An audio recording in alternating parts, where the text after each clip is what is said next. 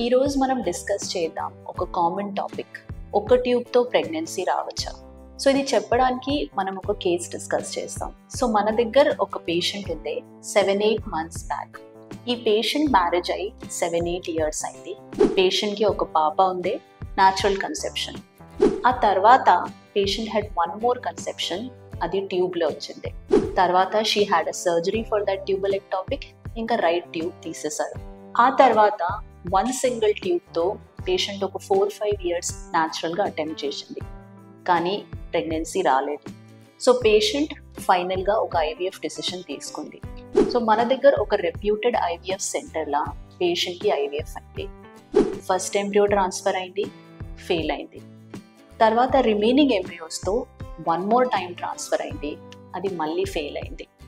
లాస్ట్కి పేషెంట్ మన దగ్గర వచ్చింది. సో మన దగ్గర వచ్చినాక మనం కూడా ఐయుఐ ఐవీఎఫ్ అంటూ ఆప్షన్ ఇచ్చినాం.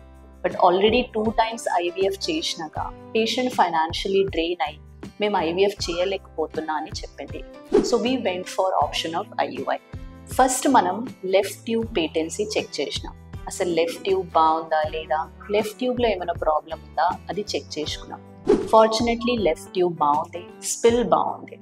అది అయినాక పేషెంట్కి మనం ఐయుఐకి తీసుకున్నాం. So first 2 cycles ovulation induction చేస్తే పేషెంట్కి రైట్ సైడ్ డామినెంట్ అయ్యి వచ్చింది.